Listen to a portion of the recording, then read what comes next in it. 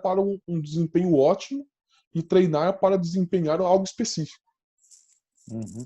Eu estou dando risada aqui sozinho, porque outro dia eu estava falando com o Mauricinho, não sei se você lembra dele, eu trabalho com ele, o Mauricinho que jogou no São Paulo, 92, 93, foi campeão no Tereza Herrera, Uhum. a equipe do Eu lembro desse. Raí, Miller, e ele trabalhou comigo no 15 de Jaú, então eu tenho amizade com ele. Aí eu estava falando com ele falou assim, que ele trabalhou recentemente na Inter de Limeira como treinador, do Sub-20. Aí ele falou, Uhum. rapaz, eu fui ver o preparador físico da treino, os caras fazendo exercício muscular localizado, depois fazia jogos reduzidos e tal. Eu falei, pô, por que vocês não me treinavam assim antes? Tive que correr 15 quilômetros, tinha que ir não sei pra onde. Eu chorei da risada, porque mudou muito, né? Que mas Então, mudou e os meios e métodos ficaram muito mais próximos da atividade competitiva, né? Porque a gente antigamente sabe, copiava o atletismo, né? Que é o pai do exato, treinamento, né? exatamente, né? A gente transferiu sem refletir, né? E É. aí, com a ciência trazendo para a gente a necessidade, por exemplo, da especificidade do movimento, tanto no que dos aspectos cinemáticos, quanto nos aspectos fisiológicos, mecânicos e também até bioquímicos também, por exemplo, a gente sabe que quanto mais específico, mais preparado o jogador está para a atividade competitiva. Sim, Então a gente precisa atender isso. sem E dúvida. jogador de primeiro nível trabalhar na especificidade máxima, né? Do seu movimento, da sua tomada de decisão, do seu sistema energético, né? Do seu Uhum. tipo de movimento que ele vai, porque a gente sabe que a musculatura se adapta muito rapidamente a estímulos muito específicos, né? Então, a gente precisa preservar isso no jogador, né? E Certo. na jogadora também. Agora, deixa eu te falar outra coisa.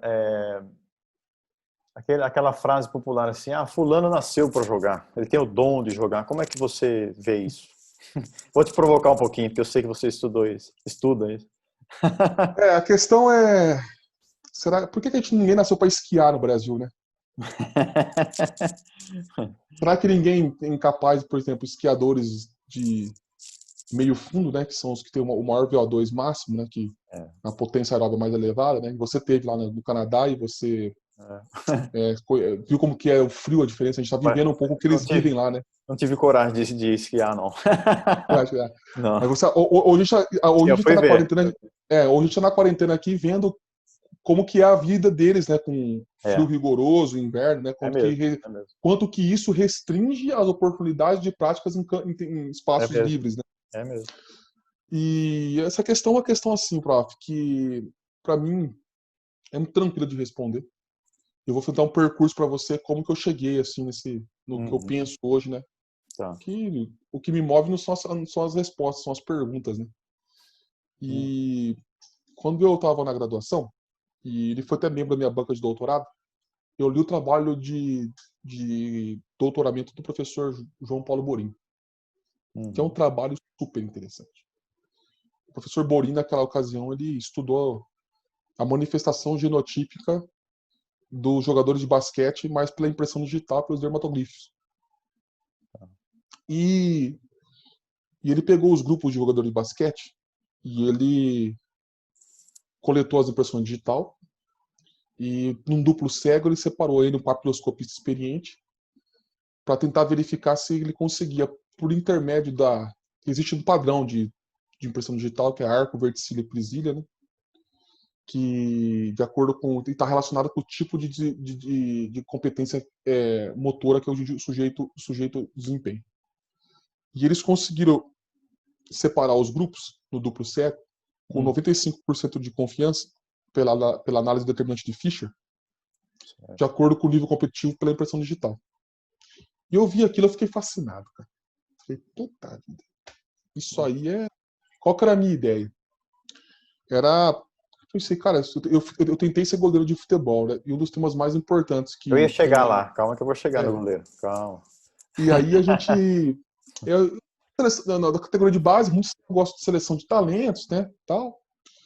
Puta, cara, se eu pegar os goleiros e ver o que tipo de manifestação eles têm na impressão digital, eu posso escolher os goleiros depois. Olha o meu pensamento, né? Pensamento de construção do conhecimento. Uhum. E eu cheguei num professor meu, um professor que você conhece, como era referência nossa na educação física, e falei isso para ele. Uhum. Ele é meu professor de metodologia do trabalho científico na Unesp. E ele chegou e falou para mim: você vai assistir tal filme. Certo. E eu assisti esse filme, cara. E eu não lembro o título do filme até hoje, mas me impactou grandemente porque é um filme que fala de processos de tentativas de separação de humanos por questões biológicas. Eu fiquei impactado com aquele filme, cara. E ali eu entendi eugenia, eu entendi racismo, eu entendi várias coisas. Eu entendi crença, eu entendi que só os seus pressupostos. Aí a gente foi amadurecer. Aí 2007, 2006, último ano da faculdade, eu já era bolsista de iniciação científica, fazia iniciação científica com a professora Dagmar Unger, né? E na área das ciências sociais, nas ciências humanas, né? Nós estudávamos a preparação de goleiros pelo ponto de vista do processo histórico. Certo. E eu fui na Unesp de Rio Claro, teve uma palestra com um professor chamado Arley Sanderdam, que ele estudou, por intermédio da antropologia, no estudo etnográfico, a preparação de jogadores do Olympique de Marseille e do Inter de Porto Alegre.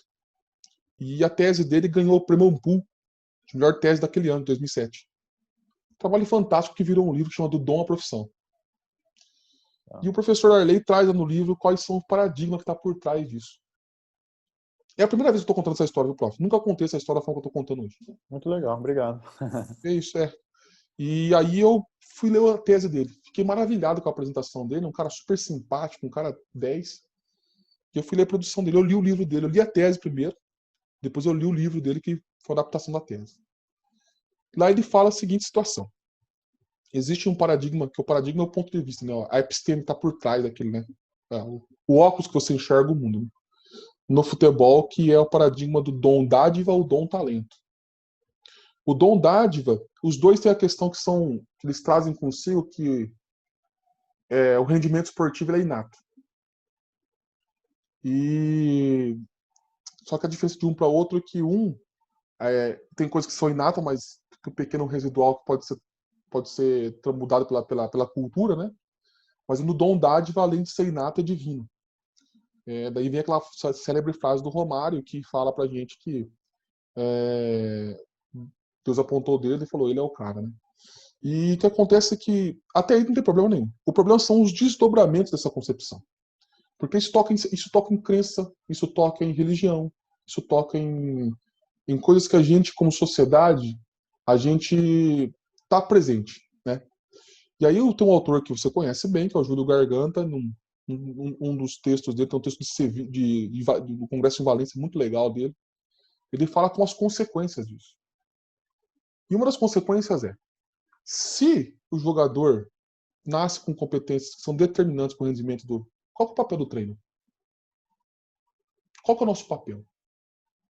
Qual é o papel da cultura? E quando a gente vai entender o jogar futebol é um produto da cultura humana. Seres humanos não jogavam futebol antes de 1850. Ninguém nasceu para jogar futebol antes de 1720. Estou falando do futebol inglês regulamentado. Né? A gente aprendeu a jogar futebol. Só que o problema é que o futebol, e aí quando aí inevitavelmente, as pessoas olham pro Ronaldinho Gaúcho, pelo menos, quem que ensinou ele a fazer aquilo com a bola? A gente desconsidera todo o processo que ele teve. E geralmente performance de extrema competência, como a do Ronaldinho Gaúcho, como a do Messi, estão atreladas a muito tempo de prática. E não só muito tempo. Estão atreladas muito significativamente à importância que eles dão para aquela prática. E uma importância que eles dão para aquela prática está muito relacionada ao aspecto afetivo. Aí eu li um livro chamado Mozart, A Sociologia de um Gênio, que conta como que o Mozart se fez Mozart. É fantástica a história. Um livro do Norbert Elias, sua perspectiva sociológica, como que o pai dele conduziu aquele processo. E a gente vai entendendo como que as configurações sociais, aí é uma palavra do Elias, o termo do Elias, né, ou as configurações, as figurações sociais, e vai contribuindo para a sociogênese ou a psicogênese. Então aí você vai entendendo como que é uma construção histórica social do indivíduo. E aí isso é importante para a gente porque a gente entendeu a responsabilidade quanto nós, quanto profissionais, temos em relação a isso. A importância, por exemplo, quanto nós, quanto sociedade, temos na formação educacional, nós temos na formação esportiva, quanto é necessário, por exemplo, condições para que as pessoas possam chegar. É que em países como o nosso, infelizmente, às vezes, ou muitas das vezes, são negadas algumas condições fundamentais de vida, e as pessoas são alguns só que conseguem por uma superação individual muito grande, que parece que aquilo é uma herança herdada ou por gênio ou por divindade, né? E aí, só que tocar nesse assunto não é simples hoje, até para mim não é simples, porque se hoje eu estou falando facilmente para você, porque eu tenho mais um tempo que eu estou ouvindo falando sobre isso, me escrevendo sobre isso, então isso é mais tranquilo. Mas no começo você cria muita até resistência, porque isso envolve, como eu disse, crença, envolve fé, envolve concepção até científica, né? Porque o dom como dádiva nada mais é do que uma explicação pré-moderna do mundo.